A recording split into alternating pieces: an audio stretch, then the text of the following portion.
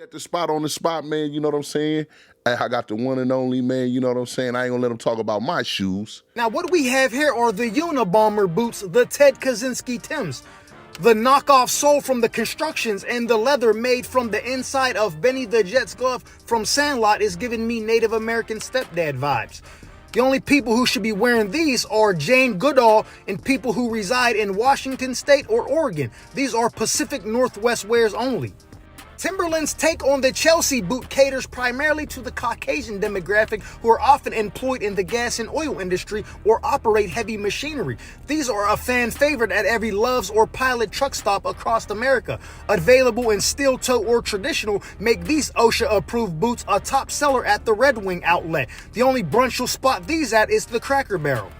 The high-top Peter Popoff Miracle Water Barbershop Quartet boots are beyond bogus. The Joe Clark Lean On Me leather wingtips. Wearing these, you're either a priest or a pedophile, and oftentimes that's two birds, one stone. Everything about these screams sadomasochist. It's a hard pass for these hard bottoms.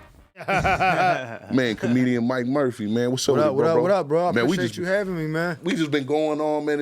You know what I'm saying? It's just organic, man. You feel me? Go like, comment, subscribe. If you know who this man is, or if you don't, hey, you better do your homework. He the next big up and coming, man. I'm keeping it 100 with you, man.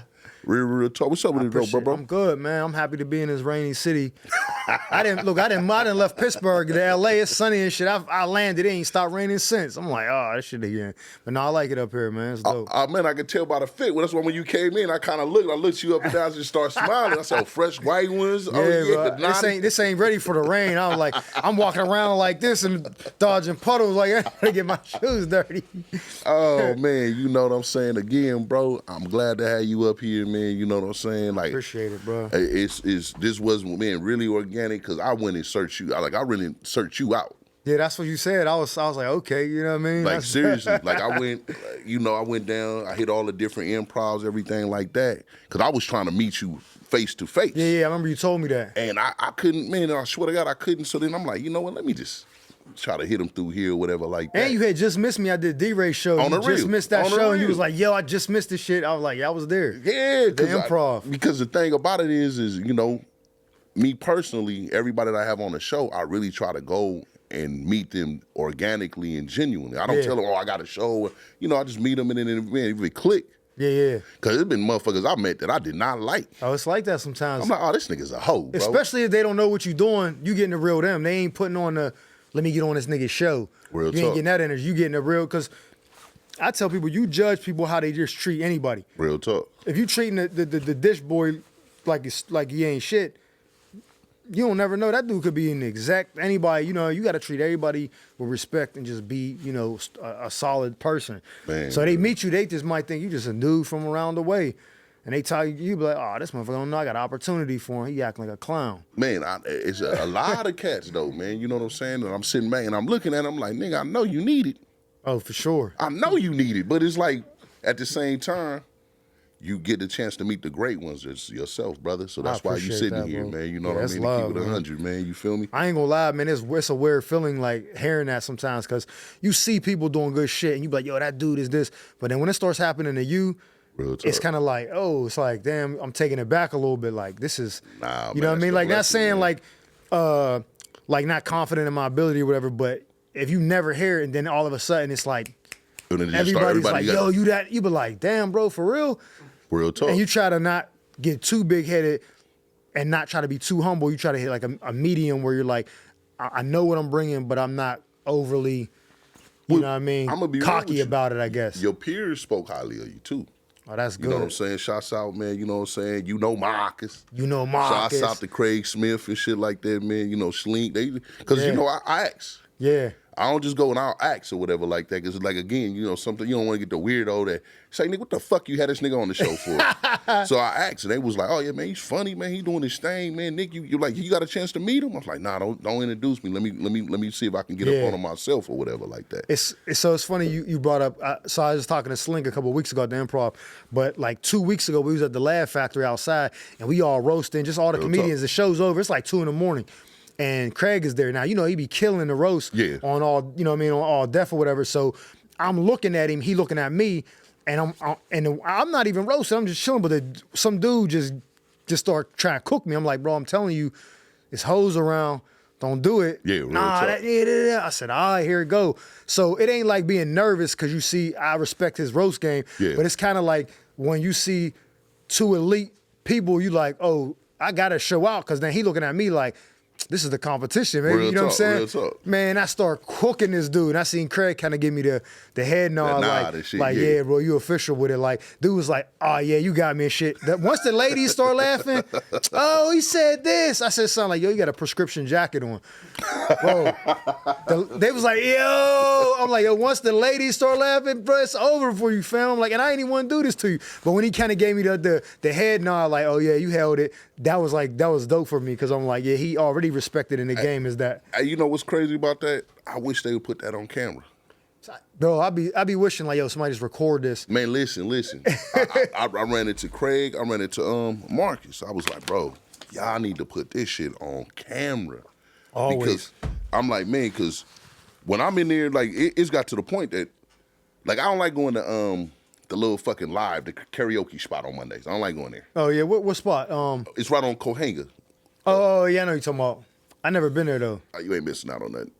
There's a lot of gorgeous females in there and a lot of gay guys. Man, that's a distraction from what I came out to do, though. Yeah, man. You know what I mean? Like, I was telling, Kendra, I'm like, yo, I don't really party like that. Like, if we all here, I'll go, you know what I mean? But I'm always about business first. Like, I'm working and writing stuff. I'm trying to, you know what I mean? The funny part to that is, it do be a lot of industry heads in there. Yeah, but but that don't be the time they want to talk some people. They don't want to talk. People like, I'm networking. No, you not. You spending money. You drinking. Trying to get a bitch. That's what them niggas is in there. They're not trying to talk to you about stage time, bro. Like the real networking happens in the comedy clubs, in the regular community events. You go to something, you meet people. At the clubs, that's not networking, man. That's what you saying to yourself to rationalize you spending bread and chasing bras. Cause they ain't networking, bro. Imagine you in a club, you pop bottles, you see D-Ray and they're like, yo, I'm trying to get on. He like, nigga, get away from me, dog. There's hoes in here.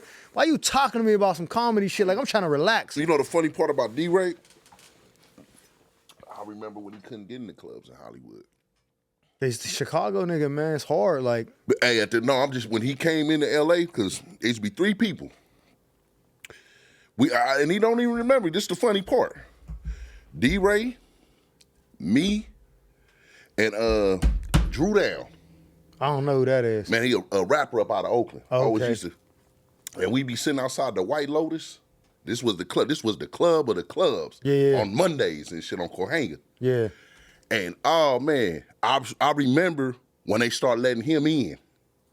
Like I watched the turnover on him and stuff like that. But he'd be outside and that nigga be funny as fuck. But we be out there trying. Every female come out, we trying to get on a female. And then you got Drew Down, who was, like I said, was the rapper. Yeah. He the one Pimp of the Year. Came out with a song called Pimp of the Year and shit real? like that. Yeah. So he coming from Oakland. He pulling up in a canary yellow Ferrari. Oh, he getting it. But the bitches know he a pimp. So they like, man, they reluctant to him and shit. And he popping it and everything. He fucking on all the industry women. Them Bay niggas, man. They a different kind of beast, man. It's like in their blood. Like my man Louis Belt from the Bay. And he be talking that. Like his vernacular is just like, be popular. Yeah, man, like we done had Louis out here on the show. Yes, Man, you know what I mean. shouts So out them to Bay Louis niggas, Belt. you know what I mean. I met Bishop Don Juan like 2 years ago at the Laugh Factory. I got pictures and shit with him. I was talking to him, and I didn't even know he like changed his life around and shit. Yeah, he's all on God and yeah, I didn't know that, but I got a picture with him. I don't really be like taking pictures, but I'm like, I gotta get a picture with you, nigga. I used to see you on HBO and shit when they used to do the show. I'm like, bro, yeah. I gotta get. He's like, oh yeah, come on, nephew. I'm like, yeah, but them pimps the Bay is synonymous with that shit. Shouts out to rest in peace, Kenny Red, man. Kenny Red had the coldest mouthpiece. Oh, yeah? He died. He was the one that used to be on American Pimp. Oh. The one that was in D.C. that came out, man. You know what I'm saying? He just passed. And when I tell you the coldest mouthpiece. You got to listen, to convince a chick to fuck somebody else and give you the money. You got to have the coldest. The confidence, the charisma. That's a whole package, bro. That's like selling water to a well, bro. That's crazy. Well, you know, the funny part about it is when pimps retired, they end up becoming preachers. That's a hard. I think anything you do when it's like when you so immersed in something, it's like fucked up. I feel like the only way to balance it out afterwards is like to go complete 180. All the way. You say all the way. Yeah, turn, you can't. You know what I'm saying? Like, so like me, I was in the military, right? Yeah. I always was like a no nonsense type of dude. I joked around, but like if you cross the line, I'm with this shit. You know what I'm saying? Yeah. But I went to the Army. They training us to kill. They training us to be just stone cold. Like it's to the point where they make you look at them Iraqis as if like not even human. So when you take their life, it don't mess with you. Because you're not looking at them like this is another human. What was your MO? I was a 13 Bravo field artillery. See, motherfuckers ain't gonna understand that the language when the motherfucker even asks a motherfucker that shit. Yeah. Man. You So, feel me? but that warfare is obsolete now because it's not in Vietnam no more. So you're doing like urban warfare, like we pretty much infantry over there. Yeah. We raiding houses, doing foot patrol, stuff like that. So they make, and I think this is what they train cops in America that look at black people like less than human. Yeah. So when they do, that's how they can kneel on their neck and do all this shit and be like, I'm just doing my job. Because they ain't even looking at black people like humans. That's how the military trains soldiers to look at Iraqis like it's either you or them. Type of mentality. Fuck that. So when you kill them, you're like, bro, they was gonna kill me. You know you're what- not even looking at it like, I just killed a person that might not even have been a terrorist. Or That has a family. yeah, you got a probably. family just like me, and and they train you to go to war. They don't train you how to come home.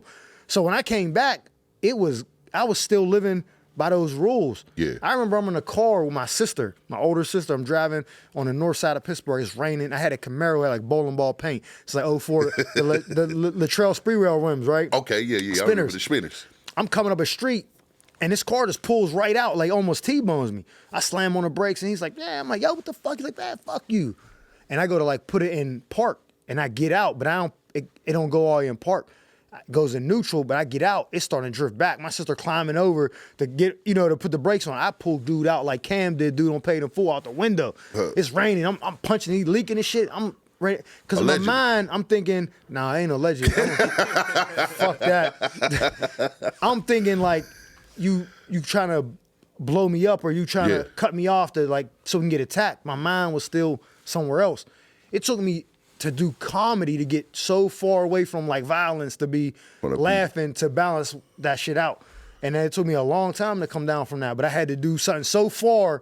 Couldn't just be like, oh, I'm back home. Let's just go hang with my kid. Nah, I had to do something where it took me so far away from that I was able to like, oh, okay, let me be this mode. Yeah, You know what I chill mean? and shit. Every once in a while, I still, like, what you say? You know what I'm saying? But for the most part, I just try to be laughing and lighthearted with it. But it took a long time to trade it. You know what? to like to get civilized again. I got an opinion about that, man. I feel like the military, they don't pick the right individuals that would want to go to war. And the only reason I say that, and I'm gonna keep it 100. I knew a gang of homies that when 9/11 happened, Yeah. them niggas was at the recruiting station next day. Ready to get, yeah.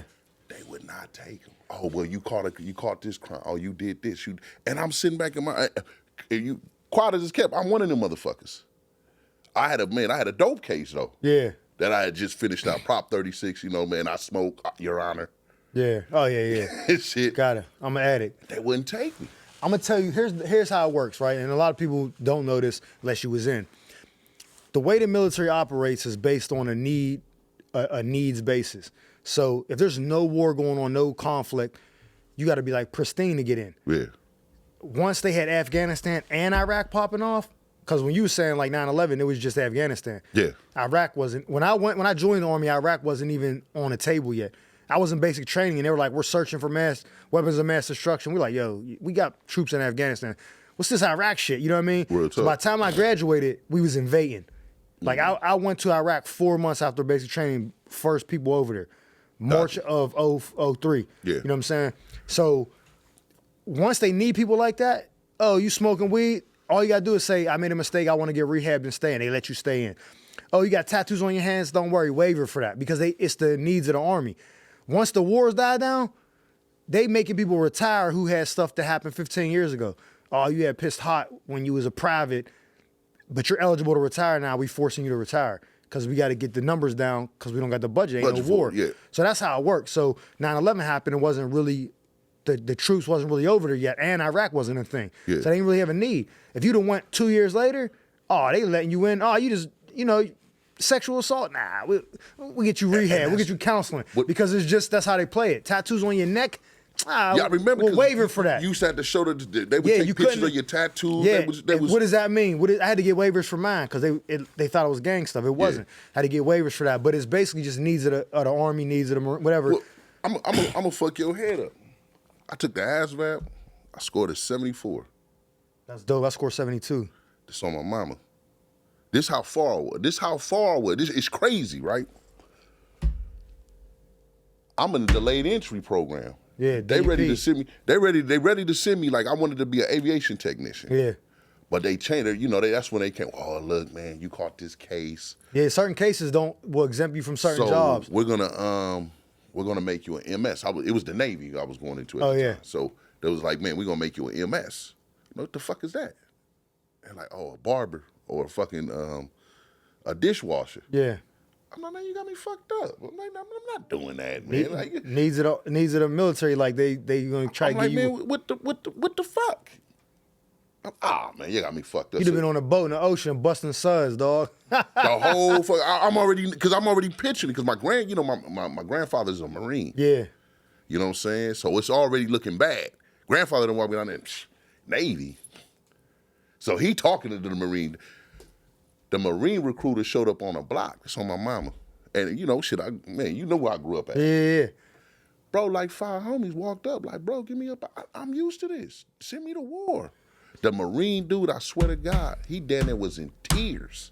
Cause he's like, look, man, I know y'all would love to go over there. But the funny thing about that, bro, is I know dudes, hardcore street dudes that did wild shit that never would be able to survive what I did. But them same dudes be in and out of jail their whole life doing the time like a soldier. I ain't going to jail. I'd rather go to war for 2 years than do a year in jail. Well, it's a different mentality. It's the discipline. Like what made it for me, I'm gonna be real with you. When I seen that, like I was gang, but I seen that, and I'm looking at, oh shit, I want to go be a sergeant. I want to go. At the time, just the Navy recruiter was closer to the hood than motherfucking the Army or the fucking Marines, or we would have marched up in the Marines. But like you said like sometimes you don't think they pick the right people because I said based on needs. What happens is once they really need people, they start taking anybody. There's people they should be like, this dude is not suited for war. Yeah. Like he a coward, you know what I mean? But they trying to meet them quotas, so they be enlisting anybody. We had dudes in basic training trying to jump off the balcony like and hurt themselves because they just wanted out of training. Like this is just training. Like I'm in there like, yo, this is crazy. Like this ain't nothing. It's just some people ain't built for it, and then some people. I had one dude from Louisiana. He was. I remember he had like red hair. He was a light skinned dude, tattoos on his knuckles and shit. He was a wild. And in some states, they still like go to war, go to jail. Yeah. Like you commit a crime, instead of going to jail, we'll send you to war. He was one of them dudes. It's like in the southern states. They don't do it in a lot of other states. It's weird. Go to war, go to jail is one of the things. And he was a dude. He was in basic training, just a fuck up. But he was putting fear in everybody's hearts, not mine. Because I told him off the rip. Like I treated it like it was like we was in the can. Like yo, I'll fuck you up. I ain't playing. Don't try that shit with me. You can go punk them white boys from Kansas and shit. I'll fuck you up. And he was like, nah, you good with me, dog? Yeah, I know. Like I'm just letting you know right now, I ain't here for none of this shit. But sometimes they let anybody in, and then sometimes they don't let the right people in. But when you get with a section. And you with them niggas and you be like, oh yeah, these motherfuckers is. It's your foe. My section, the staff sergeant, he was from Alabama. He was like a hunter. Then he moved to Oceanside because his dad was a sergeant major in the Marines. So he came out to start getting on the gangbanging shit when he got to the West Coast. So he like a gangbanging black hunter dude. Like he was with all the shit. You know what I'm saying? The next dude, a Mexican named Soren Gomez, he was just like squared away, but he was Mexican. So he was with, you know what I'm saying? The other dude, I ain't gonna say his name, but he was a coward. We were like, yo, get the fuck out of here. You know what I'm saying? He was the only weak link in the section. And then everybody else down the line. And a dude from Texas named Harrison, black country motherfucker with gold fronts, he's with the shit. A nigga named Willie Clyde Roberts from Detroit, Michigan. He was with the shit. The whole section, they used to look at our section, they called us Dirty Deuce. We was with the shits. They was like, yo, these motherfuckers. We was so high speed, when special forces would get attached to us to do a mission and needed support, they'd be like, yo, we want them. And we was doing, no lie, hand of God, we was doing these missions with special forces because our section was like squared away, but we was all street dudes that was like, yo, what you need? What you need us to do? Yeah, we doing this. Bet. It wasn't no, you sure? We can't do that. We're not allowed. Nah, what we doing? Roger, let's go. After the mission, we even talking about it. We getting back in the Humvee, like, yes, what y'all doing later on? Like, that's, you know what I'm saying? And they fucked with us because they seen that they was like, oh, these dudes, I don't know how they got lumped in together, but these motherfuckers is lunatics. You make a career out of it, man. I'm going to be real with you. I see it in your eyes, I did. man. I'm going to be honest. Before I started doing comedy, I mean, I've been funny all my life, but like really doing comedy, the only thing I was ever really, really good at was that. Like I was Sergeant of the Year for the whole post. I came in second place to where if I would have won, I would have went for Sergeant of the Year for the whole Army. I was a beast. I love that shit, but I got tired of it. I went to Iraq twice. They kept sending us like, bro, I'm trying to have a family or something. Like, I don't want to keep doing this shit. And I was getting money. I had an S-Class, an S500 Mercedes, a Range Rover. I really just wanted to take that shit back home and stunt for my nigga. Yeah, you see me, dog. I had the 4.6. Like, yeah, what's the difference between the 4.0? 30 to 40 grand, cocksucker, beat it. I couldn't wait to come on with that shit. Just show my niggas. So it was like an immature, like, I wanted to me, it was like having this nice shit didn't matter if I couldn't share it and show it off with my friends. Nobody can see it. Yeah. I show them pictures, but I want to come home and bro, I had about 45 grand saved up when I got out of the Army. I ran through that shit in probably like 3 months because I was valeting the Benz in front of every club, popping bottles and shit, just like, I'm home. Nigga, I ended up working at a car dealership like 3 months later, like I need to check this shit. I done ran through the bread. I was 23, I was young, you know what I'm saying? Earned it. I earned it, but I wanted to show that shit off. I had gold chains and shit. I was like, yeah, I'm the man now. Because, you know, I was in the streets a little bit and I got locked up and I was like, this ain't for me. Tell them where you from, man. I'm from Pittsburgh, man. So I'm from the Valley, Garfield, my neighborhood. I was in the streets, but not like immersed into, like, I know some niggas that's their life. Yeah. I was playing with it, got locked up twice, once for a gun when I was 15, then for drugs when I was 16, about to be 17. And I just ain't like how I felt. There ain't no hoes when you locked up. I was like, I don't like this shit. And I'm the type of person, I don't believe in telling. If you do some shit, stand on it. Oh, mamas. I don't want to go to jail neither. So instead of me getting in a spot where I'm like, I don't want to go to jail, so I tell, I just don't do shit to go to jail. So I ain't got to be, you know what I mean? Like, that's self-awareness. Like, knowing I ain't built for jail, Real talk. I ain't doing no street shit. You know what I'm saying? Because I ain't trying to, you know, operate like that's smart. that. No, so that's smart. I was like, I got to do something. I'll tell you the story how I even ended up in the Army. Talk to me. True story. So I get knocked for the drugs. The gun, I ain't gonna lie, the gun was just wrong. I was with somebody. So I don't want people thinking I was out at 15 with the hammer. No, I was just with a nigga. He got caught and lied and said it was mine. I got locked up for that, did some house arrest, whatever. Then I started really hustling. Selling dope, selling crack. I was getting some money. Out of all my friends, I was doing better than all of them. Yeah. I was hanging with the older dudes. I got knocked again. My dad came down to the courthouse. Yeah, this motherfucker coming with me, Judge. I'm gonna get his ass straight. The judge was like, oh, all right. Black man raising his son. Let me go to his custody. No bracelet, no nothing. Yeah. My dad was like, if you do one motherfucking thing, I was like, oh, I was afraid of him. So I'm on a straight and narrow going to some white squad in the suburbs and shit. And I was missing the hood a lot. Like, I wanted to go back. I was working at it's called Eden Park. It's a restaurant. It's like a Denny's, but it's like on the East Coast. You know what I mean? I was working there, busting subs and shit. And one day, it was like 2 big high school football teams was playing. And so all the dudes that worked there called off to go to the game. But I ain't go to either one of them schools, so I went at work. My dad ain't let me call off to go have no fun. So I'm at work. It was like a lot of work. I'm like, yo, I need you to call somebody to help me. I can't do all this. You want me bust tables clean, take the clean shit back. I'm like, I can't do all that. He's like, you'll do whatever the fuck I tell you, nigger. I said, what you say? I bought up that wet ass apron with all that nasty food. I hit that motherfucker in his face. I still remember the dude's name. His name is Dean. White dude. Hit that motherfucker. Bah! What you say? He was like, get the fuck out of me. I quit. I walk home. I go tell my dad, thinking my dad gonna come down there and fuck the dude up. My dad was like, nigga, you got 2 weeks to get another job. They gonna call you nigga way more in your life than that. Get used to it. I'm like, I was kind of let down. Like, nah, we supposed to go ride on this nigga. He like, nah, that ain't how it work. He said it, you quit. Now you got 2 weeks to get another job. You ain't staying in my house. You 18. I'm like, all right, man. I took my last paycheck, got on a bus, was going back to my hood to go see my mom, my grandma. Got off the bus like 6 stops before my stop because I want to walk through this neighborhood where it's popping. Everybody out shopping. It's like the shoe stores, all that. I'm like, I'm getting off here. I'm going to see if there's any chicks, you know what I'm saying? Walk through. And I'll just walk to the hood from here, only a couple blocks away. I'm walking past the recruiter station. I'm going to my hood to go re-up with work. Like, I'm leaving my dad's house. Like, I ain't getting a job. I'm going right back to the streets. And what happened was when I got arrested, before I lied to them and told them I wanted to go to the Army, took the ASVAB and all that. I did everything just enough to make it believable, Real talk. but not enlist. Real because talk. I had to wait till I was 18. So I was like, I'm just going to spin. I'm lying to the judge. Yeah, my mistakes. I learned all this shit. I'm selling it, right? Real talk. She's like, oh, okay, cool. They let me off probation. I go to the hood to get on. As I'm walking past the recruiter station, I remember this to this day. Sergeant Hennington, he came out to smoke a cigarette. Walking out, as I'm walking past, he said, man, where the fuck you been at? I've been calling you. I was like, oh, what up, Sergeant? I'm about to just go visit my grandma. He was like, nah, you ain't going to go visit your grandma. You about to go back to the block, ain't you? I was like, nah, bro, you know I ain't doing that shit no more. He's like, you a fucking liar. Yo, get the fuck in here. Pulls me in the office. I had a Jawan Howard Washington Wizards jersey on. You can't go to the federal building with sleeveless shirts. He take that shit off, threw me a Army of One recruiting t-shirt, like getting a whip, drove me down to the MEPS, that's what they call it, where you sign up. Yeah. And I signed my contract that day to leave for 2 months. Because I already did everything. ASVAB, physical, all that shit. I took the physical that day and signed my contract. They gave me a $20,000 enlistment bonus. And he was like, stay the fuck out of that neighborhood, man. 2 months we leaving. Don't do nothing to fuck it up in between now and then. And I stayed with my grandma for a little bit.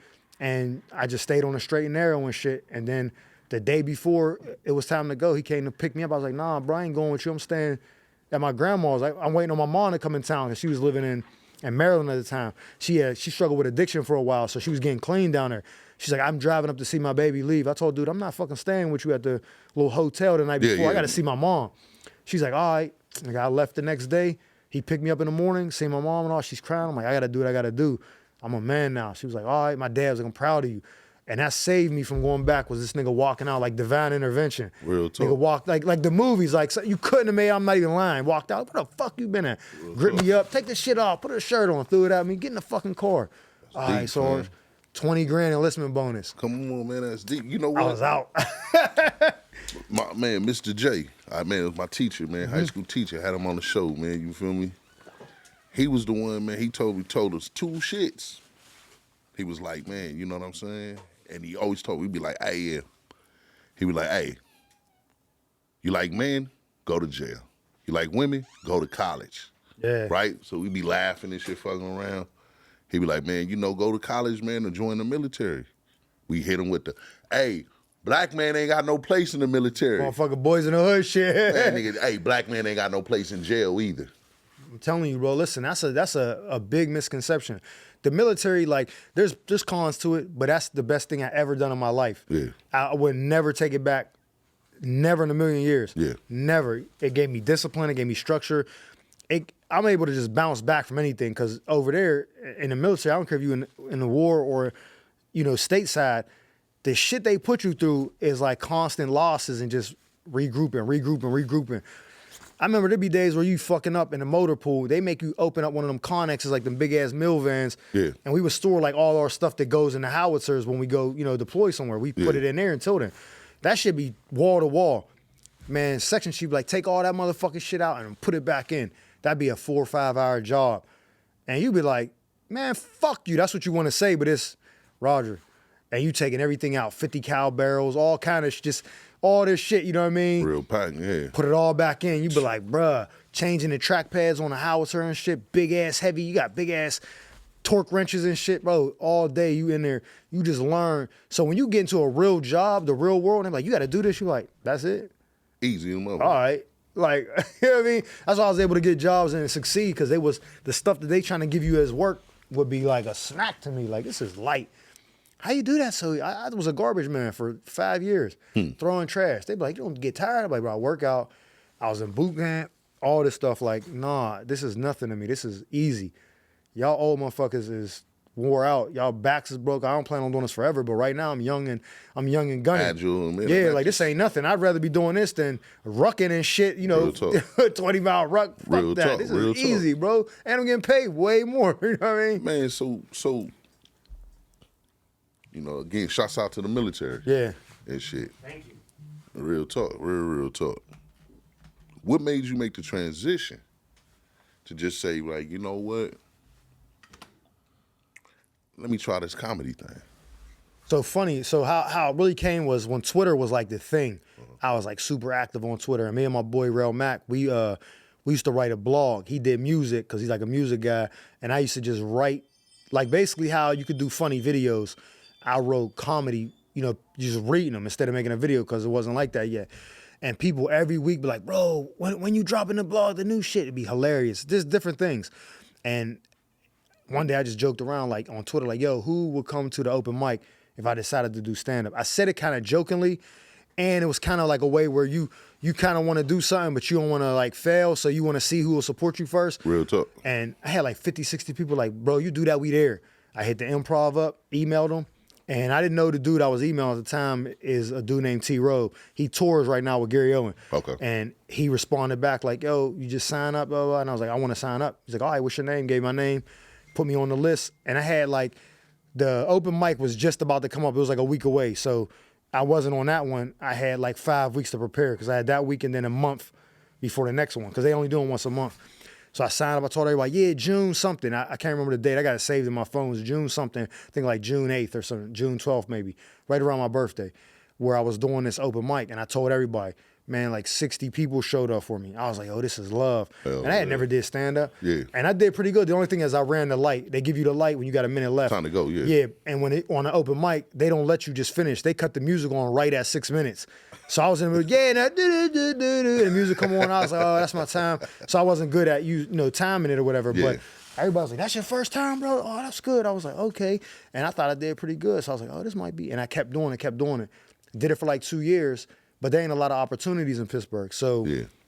I probably only was on stage maybe 15 times the whole 2 years, 2012 to 2014. Yeah. And I was like, man, fuck this. I stopped doing it. Bought a house, got engaged, the typical, American dream and shit. And I was getting some money. I was making like $100,000 doing trash, you know what I mean? So I was doing that. Then I bought a pizza shop. So just life. I was just like in the business. Bought a pizza shop, bought a cleaning company, started doing that shit, trying to be like, I don't want to have to work no more. And I stopped doing it for 5 years. And then the craziest shit, this is how I know, like when the universe is giving you something, you got to pay attention. 5 years later, I'm in the suburbs around, it's predominantly white people, and my daughter's playing soccer, and there's one other black dude up there, and he with his daughter, or a daughter's on the same team. He like, yo, fam, let's go, we got to stick together, like on some Wakanda Forever shit, right? Yeah. Gave me the little handshake and shit, hand me a flyer, like y'all do, I'm promoting a comedy show. My man Jay, and he was like, you should check it out. And I just said, oh, yeah, I love comedy. I used to do it. Matter of fact, I'll definitely pull up. Oh, you used to do it? I need an opener. I'm like, oh, I ain't did comedy in 5 years. I ain't got no material. Yo, you got something on YouTube? I got some old shit. Hey, let me get it. Give me your number. I gave my number, text him the link to my YouTube page. I ain't thinking none of it. I go to sleep in the whip, waiting for my daughter's practice to be over. Yeah. Randomly, there's a number call, because I ain't save his number. I'm like, hello? He's like, yeah, bro, you funny as hell. Like, who the fuck is this? He's like, nigga, Jay, I just met you. I was like, oh, shit, what up? He's like, yeah, that shit funny. And I'm like, oh, he's like, yeah, you got 10 minutes, bro. I got 5 tickets for you, blah, blah. It was DC Young Fly was headlining, okay. And the feature was another comedian named Ryan Davis, and I was a big fan of his already. Yeah. So I was like, all right, whatever. Like, kind of didn't really take it serious. And I ain't even bragging. I'm going to keep it 100. I didn't write nothing. 2 to 3 days before the show, he hit me up, and I forgot all about it. Like, oh, shit, I got the show. Yeah. I start hurrying, trying to write something. I'm practicing it, trying to get it down. I get to the venue. I'm like, trying to walk through it in my head. Like, damn, I ain't take this serious. I hope it go well. This shit was a theater. Whole like 1,100 people. Yeah, I ain't know. You know what I'm saying? Like, so when I get there, I'm meeting other comedians, we talking or whatever. I'm first up. The host go out, he do his thing. And now I'm not expecting it to be a lot of people, because when I had went out there and looked like maybe like 40 minutes before, it was like kind of empty. Yeah, and I was like, oh, they ain't promote this shit good. You know what I'm saying? I'm like, all right, fuck it. So I see my man T. Rowe backstage. He coming there because he cool with Ryan. So he like, where the fuck you been at, nigga? I'm like, oh, it's good. He like, yo, you ain't did comedy in how long? I'm like, shit, like 5 years. He's like, this your first show? I'm like, yeah. He like, nah, walk with me. You need to see something. I'm like, what? So he trying to show me how many people's out there, but the spotlight's on, you can't really see. He was like, nah, don't worry. It is what it is now. You either gonna do it or you ain't, but it's a lot of people out there. I was like, yeah, whatever. So when the hosts go out, he telling jokes. They was funny, but it didn't seem like a lot of people. I'm like, all right, whatever. So when they bring me to the stage, now I used to come to the stage, my nickname, White Mike. Yeah. And I'll get into why they used to call me that, but that's what was my stage name. Yeah. They're like, yeah, coming to the stage, White Mike. I'm like, my heart sinks. Man, that thing is sold out. Swear, 1,100? Yeah, I'm like. Man, first go around after 5 years? After 5 years. I didn't even do like no open mic or nothing.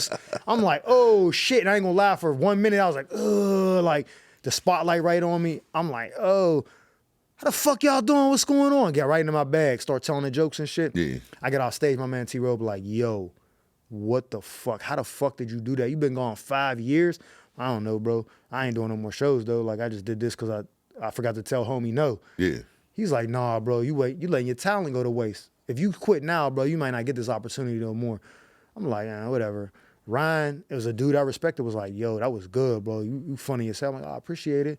He was like, he didn't know that I hadn't done it in 5 years. He's thinking I'm like actively moving and stuff like that. Fast forward a couple years when I told him that story, he's like, ain't no fucking way. I'm like, nah, for real. He was like, yo, bro, you got a talent.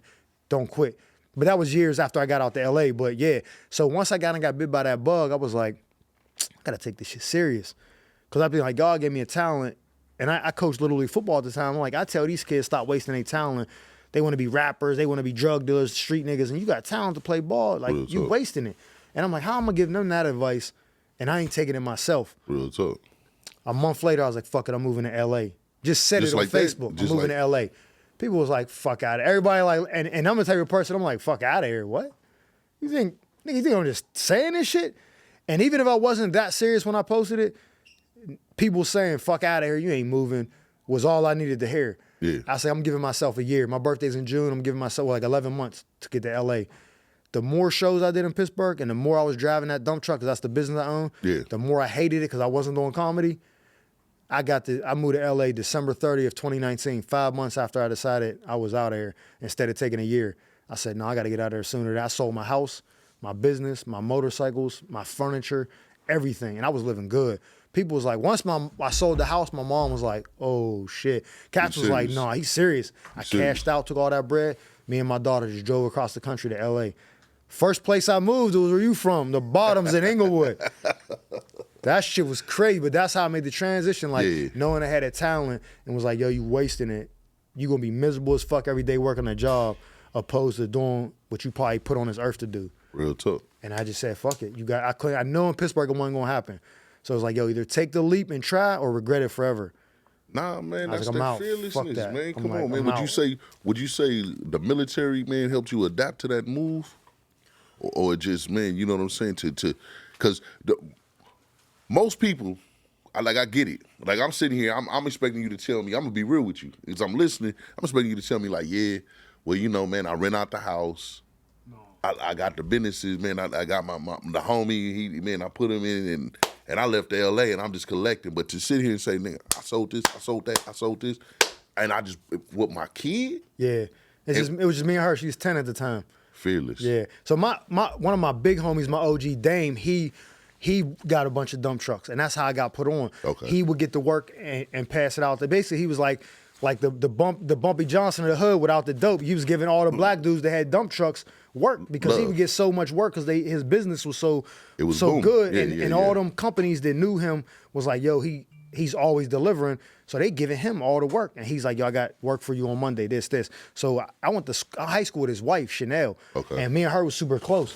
And so I found out they live right on my street because I'm seeing this nigga driving and I'm like, and he used to be like a wild, like street nigga back in the day, came home, did some time and got his life together. So I'm seeing this nigga like, I know that's my homegirl's husband because I remember dude. So I hit her up like, yo, you live out here? She was like, yeah, where you live? I'm like, this is my address. She's like, man, we live right up here. I'm like, oh. So I asked him to teach me to drive a stick because I didn't know how to drive a stick. Yeah. And he was like, I can't really teach you, bro. You should probably go to school for that. You know, I'm like, all right, well, can I come talk to you? He's like, yeah, it's Sunday. I'll be down at working on trucks. I'll be there at 9. I got there at 8:30 waiting on him. He was like, damn, people don't be that serious. I wanted to know everything about it. I hung with dude we still friends to this day, but I hung with him for months and he was just teaching me the game. I finally got my bread up, bought a truck, started running it. He put me to work. I could have easily left my truck there and been like, yo, dang, I'm going to put a driver in it. Why don't you just manage it? I'll give you a piece. And he would have done it. Yeah. Because he's just like that. He'd have been like, I'll park my truck, wherever. I'll keep an eye on it. But I didn't want to do that. I didn't want no safety net. I wanted to just get rid of everything. I wanted to burn the fucking bridges and not, burn the boats so I couldn't get off. You know what I mean? Yeah, people like, why don't you go to New York? I'm like, New York's 5 hours away from Pittsburgh. I can quit and be home in the same day, back to living a shitty life. I need to go somewhere where it's Cali and the weather. Fucking going to New York with the rats and roaches and shit in the cold weather. If I got to be living way below what I'm used to, I need to be on a beach somewhere. Real talk. So I just came to LA. Like, in order for me to move back to Pittsburgh, it's not no Ain't no moving. It's like having a bank account in a different state, like 7 hours away. You can't just take the money out. If it's like a bank you got to actually physically go to withdraw the money, you ain't going to spend that money on stupid shit because you're like, I ain't driving 8 hours to get this 1,000 out to buy a motorcycle or, whatever. You just be like, fuck it, I don't need it. I had to just burn the boats and just go. And everybody was like, yo, they thought it was crazy. And now they see me making moves and shit and they like, yo, this nigga really, I seen it before anybody else did. Of course. That's the only way it works. Fearless, if you don't believe it, nobody else will. Man, come on, man. Hey. I'm telling cats, like, I'm going to LA. They like, fuck out of here. Because that, bro, just think about it. I know cats that move from Pittsburgh, go to Atlanta, come back. Go to Charlotte, come back. Yeah. They go to different Baltimore, come back. Like, they miss home. Real talk. Bro, I ain't miss nothing. I said, yo, I cannot let none of this interfere with my dream. Like, all my friends is back home. Like, as soon as I land yesterday, they FaceTime me. They at the bar drinking happy hour. Yo, we miss you. Fuck out of here. What you doing in Seattle? I'm like, yo, I got a show. I'm trying to get on. Da-da-da. They like, man, fuck out of here. And I miss them hanging out. But that leisure shit, I can have it. But I could do it later on once I make it. But I knew if I didn't leave that, this shit was never going to happen. And I was like, I got to get away I got to miss my friends. I don't go to, there's no, yo, we linking up. I don't got no friends in LA. I got comedy people I'm cool, but I don't hang out. I don't party. I go to comedy clubs. I work out, take my daughter to school, rinse and repeat. Handle business. And I just stay laser focused on, you know what I'm saying? I ain't chasing broads and shit. None of that. I'm just laser focused on the goal of making it because that shit will always be there. This shit won't. I'm impressed for one. But I understand, like, when you get a full understanding of it, it's like, because at the same time, if you did keep that, then you already have a mindset of if it don't work. Yeah, plan B. And it's like, fuck plan B. It's going to work. Man, plan B is only for pregnancies, man. That's you know what I'm saying? I don't believe in a plan. Like, some people need that. I was always a dude that always kept a job, right? Yeah. Because it was a guaranteed paycheck. And I kind of lived my life. Like, I could blow money knowing I get a check in another week or whatever. Yeah. And that's how I was. Once I started getting businesses, I'm like, yo, this shit, my truck might break down. I'll be out of work for a week. I could lose, in 1 week, I could lose 7 to 10 grand.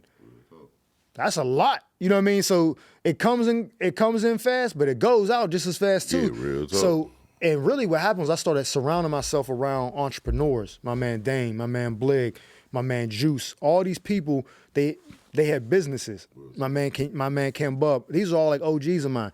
I met them and started hanging around them. They're like, you going to work tomorrow? I'm like, yeah, I got work. They're like, oh, all right, nigga, I'll be up around noon. I got some meetings to hit and shit. And I used to be like, damn, I want to be like that, man. I don't want to fucking sit around and be punching in the clock for nobody else. So the more I was around them, iron sharpens iron. They forcing you to be better because they ain't, once they start traveling, yo, we going to Miami this weekend. You're like, I got work. All right, we'll see if we can get back. Nah, nigga, I ain't gonna keep going trips with that. I gotta figure this out. So I started getting the bread, you know what I'm saying? And then my life became better. And then now I don't have the same toys that I have like in LA because it costs so much to live. Yeah. Like I had motorcycles, cars, truck, all that. I don't have that same shit, but I'm 20 times happier because I'm doing comedy every night of the week. Even if I don't perform, I'm around comedians. I'm in the comedy clubs, lounging with the comics. We laugh and joke, and it's the best time of my life. Well, I mean, I look you dead in your eye. I can guarantee, man, in less than a year, you're going to be in your first movie. I already shot a movie last year. Hey, man. It's coming out this year in a couple of months. Man, come on, man. Matter of fact, when I get back, we got to do some touch-up scenes, but yeah, it's coming out. I already see it. Like, I see the makings, man. You know what I mean? So, again, it's like, man, I'm looking, like, my thing, I'm always looking for the next hottest individual that I feel was going to blow. Yeah.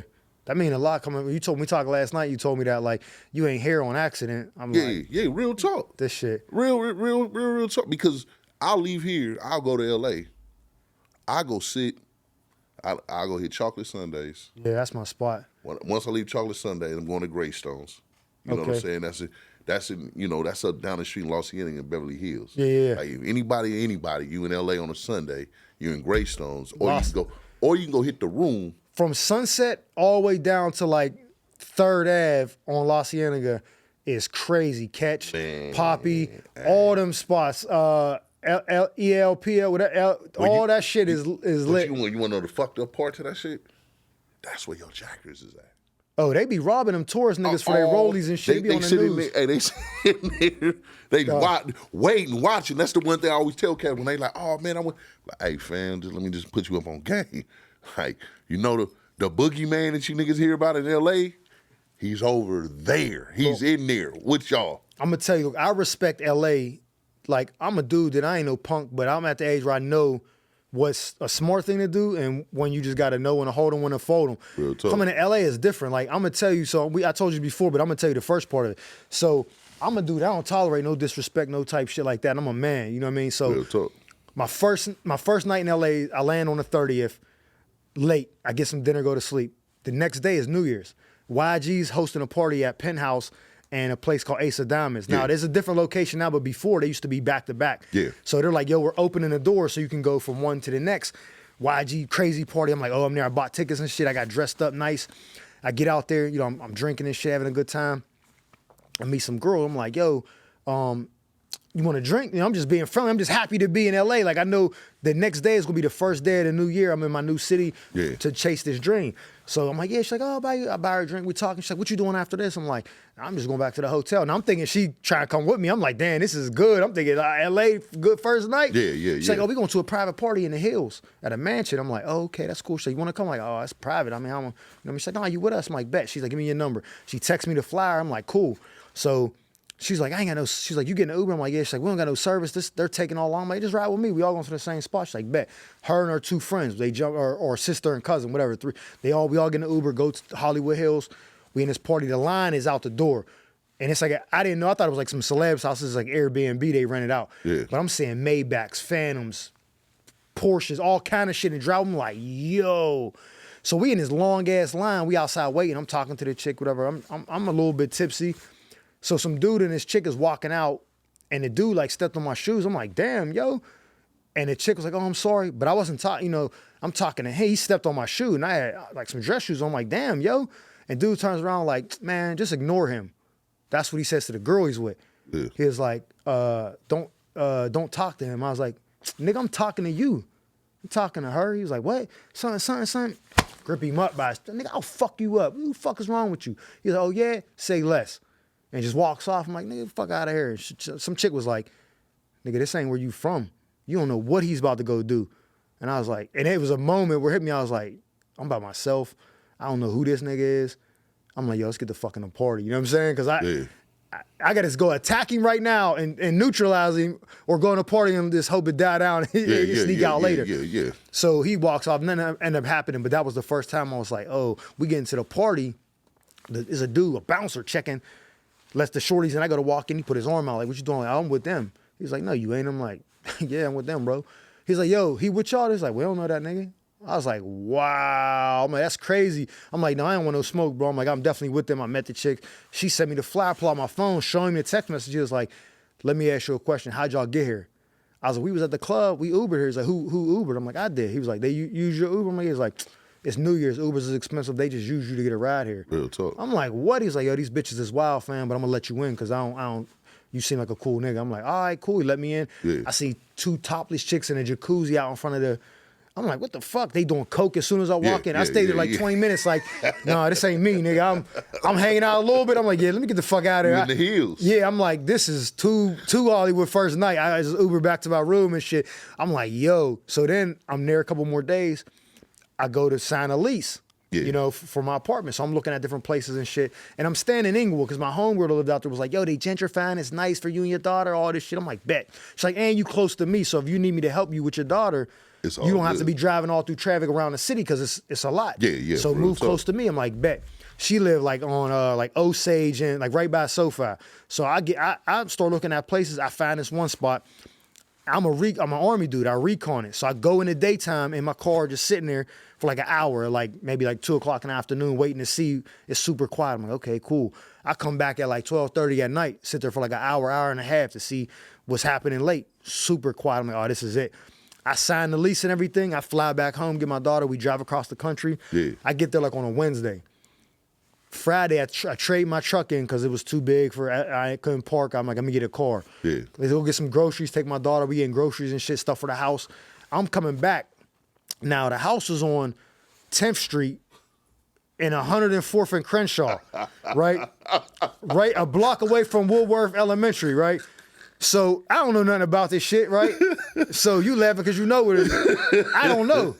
I'm turning the bend to go down the alley. Look like one of them alleys Ricky got shot in and shit, Yeah, right? real talk. So I'm turning down. I see 60 Bloods just congregating, drinking and smoking and shit. I was like, what the fuck is going on? Now I'm so green to the gang shit because we don't got gangs where I'm from. Yeah. I roll down the window like, yo, what's going on, family? Like, man, where the fuck you from, Blood? What set you rep? I'm like, what? He's like, what set you rep, nigga? I'm like, I'm from Pittsburgh. He was like, up north? I was like, nah, the East Coast. He was like, oh, Philly. I was like, nah, not Philly, nigga. Pittsburgh. Same state. We 4 hours away. He was like, okay, Blood, you just moved here? I'm like, yeah, I do comedy.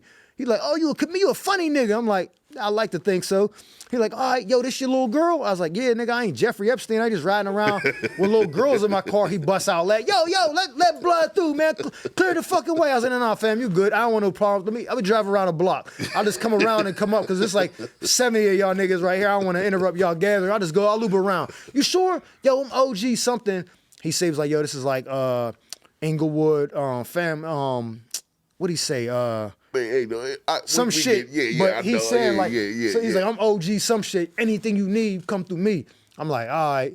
I loop back around, parking shit. He hold me up for like another 45 minutes talking to me at my crib. You live here? Yo, you need any problems, you say my name, that niggas will leave you alone, da-da-da. I'm like, oh, yeah, I appreciate it, bro. I ain't had no problems. Anytime they be like blocking my parking spot, I'm like, yo, so-and-so said, they be like, oh, yeah, move the car. Yo, get the fucking car out of here. Hey, bitch, move the car. Talking like on Menace, was like, hey, bitch, get Mr. Phillips a plate. Like, I was talking to the chicks. I'm like, yo, this shit crazy. But I can't remember dude's name, but he was cool. I ain't really never had no problems, but I'm like, yo, this LA shit is different. I had a Pirates hat on. That's what made me ask me like where I was from, because I guess, like I was telling you yesterday, all that shit means something in LA. I ain't know. He's like, the P, you know what I'm saying? That means something. I was like, nah, I'm from Pittsburgh. Well, you know what's funny? And this how I'm explain that one to you will make it more funny. Where you moved at, you ever seen Boys in the Hood? Yeah. That's where it's filmed at. Yeah, they said John Singleton lived like 2 blocks over. They said when they found it, when they was like, let's go see a dead body, they said it's right around the corner, but now that's like where the Chili's. Yeah, that's where they built when UCLA bought that and built that right there. He said they took all that used to be houses, but now it's the Chili's and all that. That was Wendy's and all that shit. Elementary school that was in the movie. Yeah. My daughter went to that school and he's like, I ain't from Africa, you from Africa. Yeah. That's the first school my daughter went to out here when we got out here, because we lived a block away. My relative, he missed school that day when they filmed that scene. For real? Yeah, he was in that class. That's crazy. I know he pissed. Little man, you know, shouts out to Lil Desi. That's who played Trey. Yeah. In the movie. Yeah. You know what I'm saying? The youngster, man. You know what I'm saying? Hey, man, you know that. Yeah, they was telling me. Yeah, that shit. I was like, yo, they were like John Singleton, like funny. from 2 blocks over. I'm like, damn, that's crazy. But yeah, I was like, I went like, I'm a street dude, so I wasn't like in fear or nothing. I was living, it was good. They all fucked with me. But once my lease was up, I was like, I had to go. My daughter can't be around this shit, you know what I'm saying? Be innocent bystander or something, you know what I mean? I wouldn't be able to sleep at night. No. This is the blessing within, because it's like, it's certain hoods you can move into where that interaction could be really fucked up. Yeah. And then you just moved over there, you know, it's a lot of good people. Yeah, they was fucking with me. They was like, cool. Man. On the rip, and it was older dudes. Like, he was telling me like if those was young dudes trying to like make a name, they'd have probably been on some bullshit. They would have been on some bullshit. But he was like, the old dudes know, like, yo, we got families and shit now. You know what I'm saying? They got some jobs sometimes. The difference, I'm gonna keep it 100. Even with the banging in LA and shit, and a lot of different shit. The difference is just the respect level. Yeah. If you banging, there was certain times that you was activated. There was certain times that you ain't activated. Yeah. Kids, women, yeah. No activation. Man, these days, these motherfuckers don't care about shit. They don't got no rules, bro. Nothing. And kick the dog. You be like, yo, what the fuck are y'all doing? Man, beat up the dude, beat up the female, and just fuck around and kick the dog. Like, damn, with the dog ain't got nothing to do with it. Yo, that's wild. Man, for real, man. So, I got a question. Go ahead. What make you go and just look at a pair of Jordans and dissect it the way that you do, man? So look, I'm gonna be honest. Like, I'm not even a dude that really wear Jordans like that. Like, when I do buy them, there's certain ones I like. You know what I mean? Yeah. But like, I kind of keep it simple. I wear Timberlands, I wear Air Force Ones, and I wear like Air Max. Every once in a while, I'll buy something. But I don't even really wear Jordans. But I know when I did what was in and what's not. And I be seeing these Jordans, and really it just came from like the Timberland video that I initially went viral for, did well. And I remember some dude hit me like, yo, how you gonna top that? And I remember thinking like, I don't want to top it. I mean, maybe eventually, but my goal is not to be like, let me do better than this. I'm like, I just want to consistently keep putting out relatable, funny content to entertain people. And so the next video, the first video that went viral on my page was a liquor video. Yeah, with me. So I was basically saying like, yo, if you see this liquor at the joint, your uncle might be there. And I was describing the family members. And not only was it funny, it was so relatable, it got like 3 million views. Well, tough. Right after the Timberland video just went crazy. So then my page started booming. And I was like, yo, I just got to keep making content. So somebody was like, yo, why don't you do a Jordan video because Cass be wearing these bullshit Jordans and we liked your take on the Timberland. So I was like, all right, I might as well do it. I do the Jordan video, 2 million views. I'm like, oh shit, I got something. And I try to like study like what's making it successful. Relatability was a big factor because that's more important than being funny. If I say something, you like, yo, my dad just like that, or yo, you send it to somebody, yo, remember cousin Dre was doing it? Like that spreads like wildfire because it's relatable and you know, being funny is important. But then when I just basically started roasting, it didn't matter if I was roasting clothes, shoes, liquors, fragrances, it didn't matter. Me roasting was funny and then I was making it relatable. Yeah. So I started taking the shoes and then now people just send, if I open my DM right now, I bet I got 5 DMs with people sending me boots or shoes like, yo, you got to get these. Sometimes people send me bullshit. I'm like, bro, why you send me this? Like, you know what I mean? But then a lot of times, like the video I did today, right before we started the show, I got them shits on a flight here. I got off the flight and had 2 DMs with the picture of these shoes. I was like, oh, I'm doing these while I'm in Seattle. And I went to the gym today, worked out, came home. Back to the room, did the video, and then I came here and shot it and I posted. It's going crazy right now, but people be sending me that shit, and it'd be easy to get the material because they just send it to me. I don't even got to look for it sometimes. But yeah, it just came about like just trying to entertain people and make funny, relatable content. Man, that shit. Hey, listen. I seen the Timberland one. Yeah. Right? I seen the Timberland one. I'm like, that's fucking genius. I look at because like I said, I look at shit from a different type of standpoint. It's like, all right, you know, we all come from the hood. We all grow up. Some of the most funniest niggas is probably sitting in the pen. Yeah.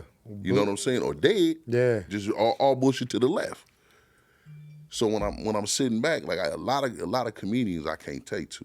Yeah. You know, I'm just gonna be real. I'm like, this shit ain't funny, man. You know, this motherfucker square, or this motherfucker, you know what I'm saying? Or this ain't, man, this is not, he ain't him.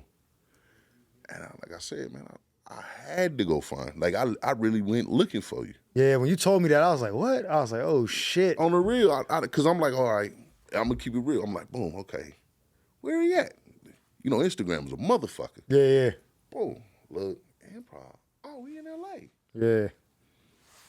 Come to LA, go find this motherfucker, man. If the type of comedy he's spitting, I know where he gonna be at. Yeah. And then wait. I'm like, fuck. And then that's when I said, man, I hollered at Marcus and shit, man. Yeah. He's like, oh yeah, man, he's funny. That's my boy, man. Me and Marcus, that's my dog, man. Oh, he's solid, man. He fuck with you, man. bro. Yeah, I love that dude, I'm sitting man. on camera telling you, he fuck with you because he spoke very highly. Listen, I love that dude. I met that dude. He was one of the first comedians I met when I moved out here. I was at the Flappers in North Hollywood, and I was going to an open mic just to work on some material. And I was new out here. And Corey Holcomb had a show there. He was headlining, and so I'm gonna watch this because Corey's one of my funny dude. I'm like, I gotta check this nigga out. Talk. So Marcus is the opener. I didn't know who he was. I never heard of him. So he's like, yeah, you know, I'm Marcus, you know, his shit. I'm like, this country ass nigga, dog. And I started following him because he said his Instagram. I went right to his page, followed him. I'm like, this dude funny as hell. And then COVID happened like shortly after that or whatever, and I hadn't seen him. And then my man Ryan Davis was doing a filming in downtown LA at the tallest building in LA. I think it's the Citibank building. Yeah. He's doing something there and a filming for a show. And I see Marcus there. And I'm the type of dude, I ain't know, some niggas is too prideful to give somebody they respect their product. I walk right up to him like, yo, bro, I'm a fan of yours. You funny as hell. First time I seen you was opening for Corey. I'm like, he was like, yo, I came here from Arkansas.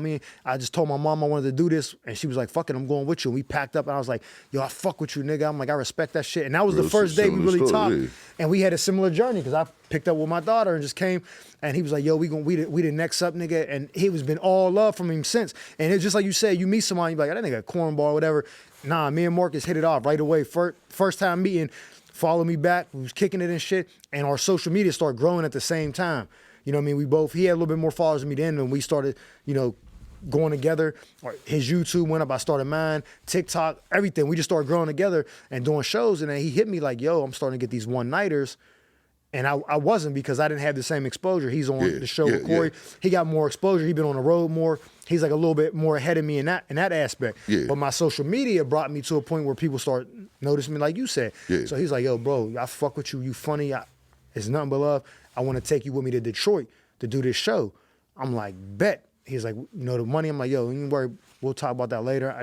I'm thankful for the opportunity. Yeah. He's like, bet. I bought my plane ticket in my room that day. Yeah. Like, I'm out. We going. He's like, he ain't have to do that. There's 1,000 niggas he know he could have took with him. And he was like, nah, I want to bring you. I'm like, bet. Let's make it happen. Yeah, I seen when your man put on the thing with Detroit. I got nothing but love for Marcus, man. That's my guy, man. It's love, man, but, you know, it's genuine. I keep it 100. If Craig another motherfucker like that. Yeah.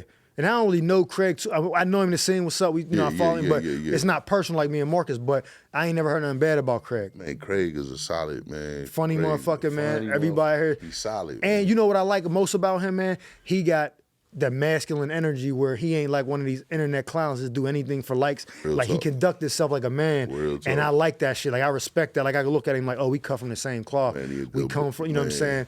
And I fuck with that. You know what I'm saying? Man, real man. I'm gonna keep you. Real talk, man. Yeah, I fuck with him like that. He the first, when we did the podcast, he the first one come jump on. Oh, yeah, that's dope. Like, man, you know, for the nigga, you know, nigga tell nigga doing a podcast, yeah, okay, whatever. Yeah. He the first one came on, like, seen the vision, like, oh, okay, fuck it. Respect, real recognize real, man. Real, and it was love, man, you know what I'm saying? So it was like, man, you know, a nigga got a lot of love, man, for, you know, me and Craig, because, you know, brother didn't have to do that. You know, a lot of cats, you in L.A., you already know, a lot of cats don't do that. No, hell no. Motherfuckers don't fuck with you and shit like that, and it don't even fucking matter. You know what I'm saying? They don't. That's like my man Tony Rock. I met him 2 years ago, introduced myself, we kicking him. When I started doing my podcast, I was like, yo, can I get you on? I want you to be the first episode. He was like, send me the info. I'm like, oh shit, word. He didn't invite me to all his, like, you know, the stuff that he's only inviting his close friends and family. And he told me, he said, bro, I see something in you. I like you. I want to bring you closer. I want to help you as much as I can, whatever. I'm like, oh, I fuck with you. You know what I'm saying? So it's very rare to meet solid dudes like that. So I make sure that when I meet dudes, like when I met you and we talked last night, I'm like, oh, this is a motherfucker that I got to keep close. Because I respect that, you know, you bringing me up here, you showing me this is the grand treatment, you know what I'm saying? Got me staying nice. Like, I'm like, this motherfucker is love. I'm like, oh, this is somebody, you don't forget them people. Like I said, you don't forget the people who shitted on you. You don't forget the people that was there when you ain't had people supporting you. Man, look, I'm going to keep it 100, bro. You earned it. Man, I appreciate that. You earned it on mama. I say it on camera, man. Before I go, man, you know I got to put you to the test, man. All right. What do you see when you see these motherfuckers right here, man? Dunks, the low joints, they valid. I see the 75th anniversary joints. The colorway is like the Bulls joint. They official. They ain't the mids. I don't really like the highs. Yeah. I like the mids better, but it's like a violation. It's like you just can't wear, you know what I'm saying? Like you can't wear the mid-cut Air Force Ones. But no, they official. You ain't got on no, you know, some bullshit. But niggas funny. My OG, I brought him up earlier, my man Ken Bub, he hit me one day like, man, fuck you, nigga. Like, you got me second guessing my boots and my cologne and shit, nigga. He's like, so look, he said, so nigga said, look, the nigga got bread, right? Nigga own a big business, he got bread, crib. He's a nigga that he's my older sister's age. So I grew up, he's like been like always the big homie, like a big brother to me. Man, this nigga got nice cars, all this shit. I look at the nigga as motivation. He say like, and it feel good from him saying like, yo, you motivated me by what you did. Like me moving and all this. He was like, you motivate me. I'm like, shit, you motivated me first because I seen you get it. He was a street nigga running it and then he converted that to business and now he's super successful, ain't in the streets no more. I'm like, bro, we came from the same hood. The bricks and shit is fucked up. And I see what you're doing. I know it's possible. So it's like we know we help each other, but he'll hit me like, yo, he sent me the picture of these boots, like, is these valid? I'm like, fuck no, nigga. He was like, these are the plantar fasciitis Timbs. I'm like, he's like, fuck you, nigga, I'm too old, my feet hurt, I can't be wearing the regular joints. I'm like, yo, you got bread, you got nice whips, you get a pass, nigga. I'm like, he's like, no, everything I look at, you got me second. He's like, I'm going to buy liquor for the holiday party. Like, man, fuck this nigga got me looking at what I'm buying and shit. It's so funny because cats come to me like, yo, is these official? If he's bro, I was in Phoenix, dog, for the Super Bowl show. I mean, Lolo's Chicken and Waffles and shit. I had merch that said like, I can't believe they're not Butters with the bullshit Tim on it. I got made. I'm walking up. This is niggas looking at me, and I'm like, nigga, what you looking at? Like, and I'm forgetting they looking at me because they're like, oh, I recognize him from social media, and that's like Look. it took a little bit getting used to because I'm like, this nigga looking at me, I got my family with me and shit. Like, what you about to do, son? Yo, you funny as hell. Yo, can I get a flick? I'm like, with me? They're like, hey, nigga. I'm like, oh, all right. They're like, yo, is these official? Asking me. It'd be so funny. One nigga walked up to me like, yeah, I see you looking at my shoes. These is cool. I'm like, yeah, you good, man. It's love though, bro, because it's like it's love. It's funny being like associated with that, but it's still good because that's like, yo, you branding yourself like they know you. You know what I'm saying? And you know another thing you said I wanted to talk about before we get out of there.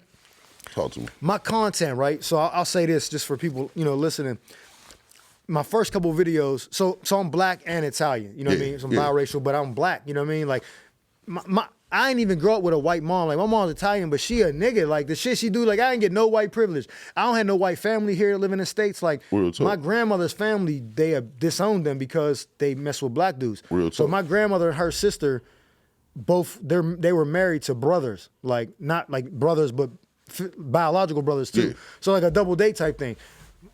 None of her family fucks with them. So the only Italian people in America that I know is my grandmother, my aunt, my mom, and her brothers. That's it. Yeah. So it's not like I went to like white functions where we're like, oh, we're eating green bean casserole and shit. Nah.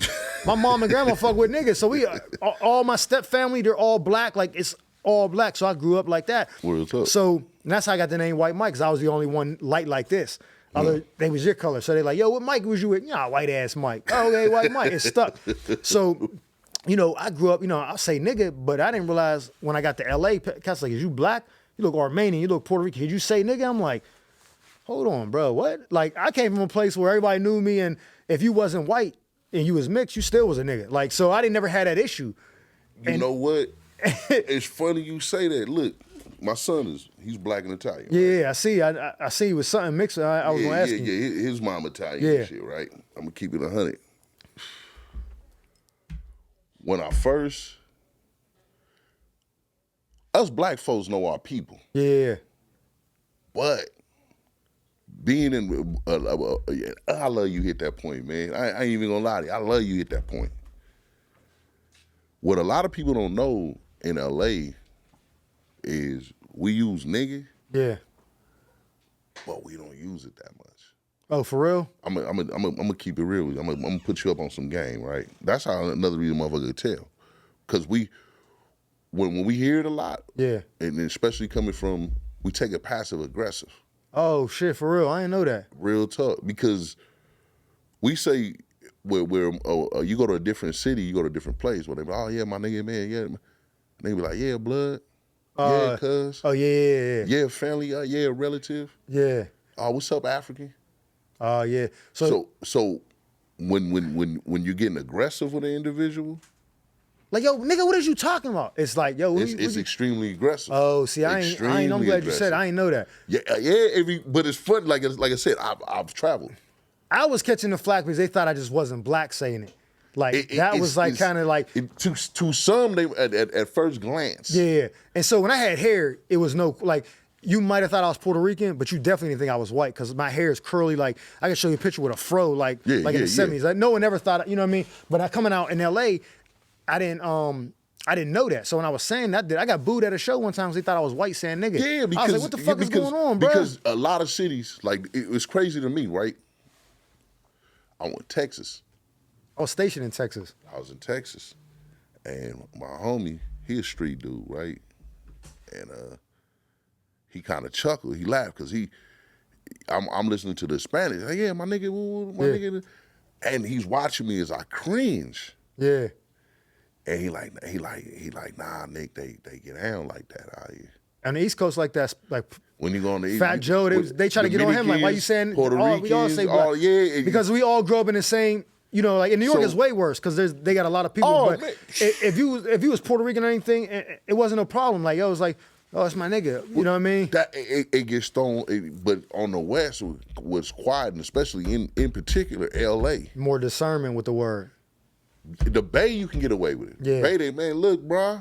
I mean, it's my nigga, man. You can get away because you know you in the Bay, you might see an Asian with fucking gold ones. Yeah, that's you know crazy. Yeah, real talk. But then you go to New Orleans, you see the motherfuckers the same way. You go to Texas, so that's it's like damn, it's regional and shit. Yeah. So it's like, it's just a regional thing. So when a lot of times when you say, like, when we sitting here, man, we chopping it, like, I'm cracking up because I'm like, as we doing the interview and everything, I'm like, yeah, my guy, he a real East Coaster. Yeah. Just because you're like, yeah, my nigga, man, this nigga, and because I know I've been around it and I know how they talk. Yeah. So I'm laughing to it, you know what I mean? I'm laughing to it because I understand the vernacular. When I'm with someone, like, I got a friend, my homie BJ back home. Yeah. He don't really use the word at all.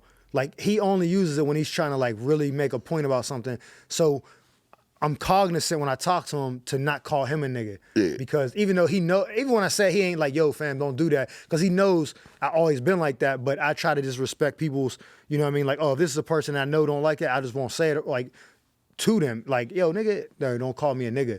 I'll be like, oh, my bad, bro. Like, hey, fam, or Ayo, chief, whatever. Like, I'll try to say something else out of respect, but sometimes it's hard because it's just vocabulary. Come on, man, that's how you wiggle. So it's like, don't change. So what I'm getting to, so when I got out here in LA, that was like a problem on stage a little bit. Yeah. And then once I started getting into the routine, they know. But then when I started making videos, my first couple of videos, I said, nigga, you know what I mean? And then the Timberland video, the biggest, it was like 90% of people saying, yo, this nigga funny as hell. Yeah, tell him, and then there'd be people like, they just letting anybody say the N-word now. And I didn't like that was detracting from the comedy. Like, I'm doing this funny ass video and all you saying is can he say nigga? Well, you always gonna have those that question. See, okay, this is the thing, right? And we can have this intelligent conversation, but you can't have this intelligent conversation. To what amount do we look at it and say, you know what, this word has made it into American lexicon? Yeah. And rather if they choose to endure it, or rather if they don't, rather they choose to adapt, it's here. Yeah. 50 years from now, it's gonna be a common word because I see it on social media now. Man, I see Chinese people, like 2 Chinese people, my nigga, you be like, yo, cause what the fuck? So it's a thing where I think that it's like it became like a cultural, you know, thing more so than like a race thing. You know what I mean? I think it's evolved so much from the original use to now. But what happened was, like I said, I would see, you know, what was going on in the videos, and I didn't like that. So then when I started making my videos, what I started to do was to be able, and this, I'm gonna tie it back to what you were saying about how you said some dudes be corny. You was like, I like him. I started taking nigga out of all the videos, and I don't cuss in none of the videos no more either. Yeah.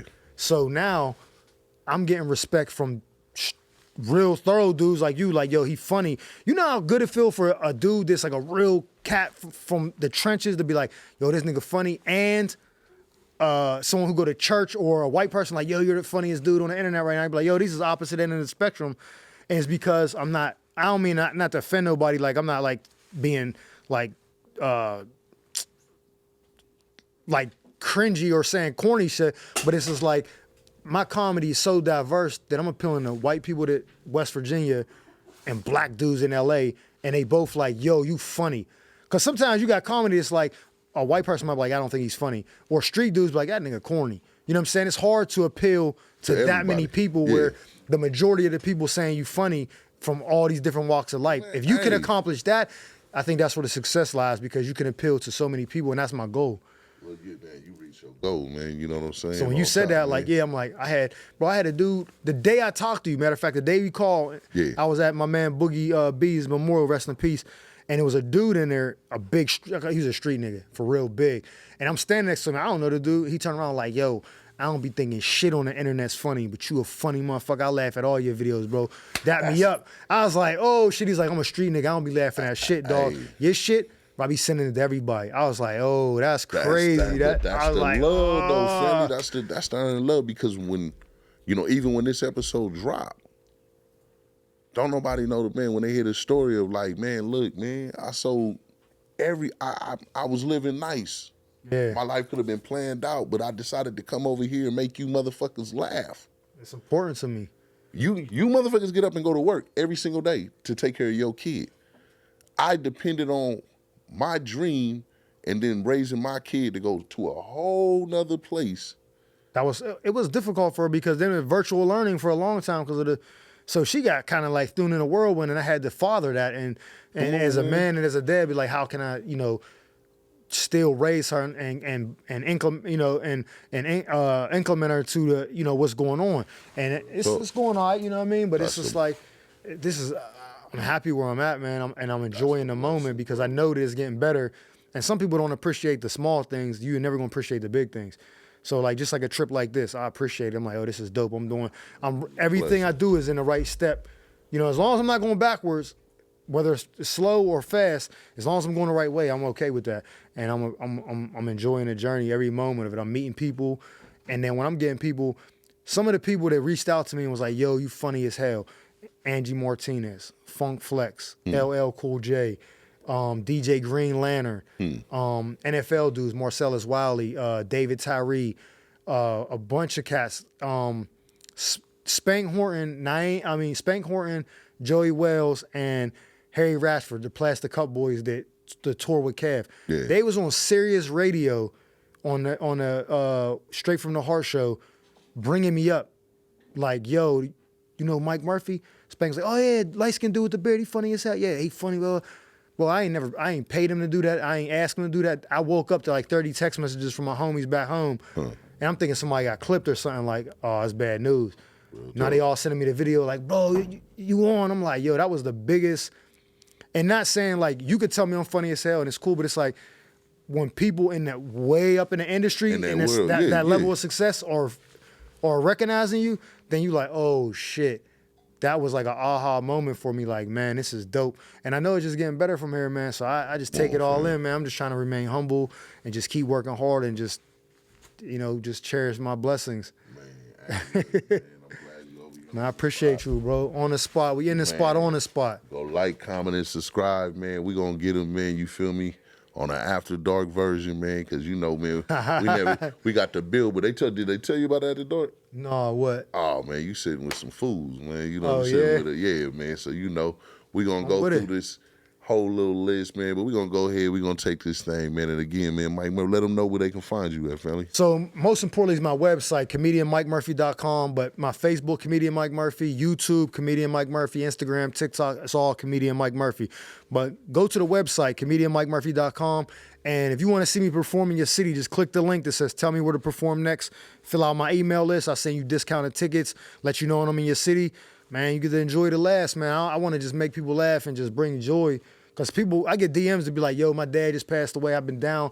Your videos, I be like, yo, them kind of shits right there, that lets you know that you on the right, like, you doing the right thing, man. That's the best compliment you could ever get. Somebody lose their father, family member, and they like, yo, I'm sad, but your videos is making it somewhat bearable. I don't care how long it is. If I can just take you away from whatever that dark place is for whatever amount of time, if I'm on stage for an hour, if I'm on stage for 10 minutes, if it's a video that's 90 seconds, whatever, if I can just take you away from that feeling for that long, I'm doing my job. And that's my only goal, is to be able to use that to make the world a good place and provide for myself and my family and, you know, so on. Man, well, shit, man. We love you over here. I appreciate you, man. That's why we got you in here, man. And I'm saying, man, big things coming with you, bro. I'm looking forward to it, baby. So like, comment, and subscribe, man. And like I said, man, we're going to get this other one in. And we're going to have y'all going on that one, man. All right, we at the spot, baby.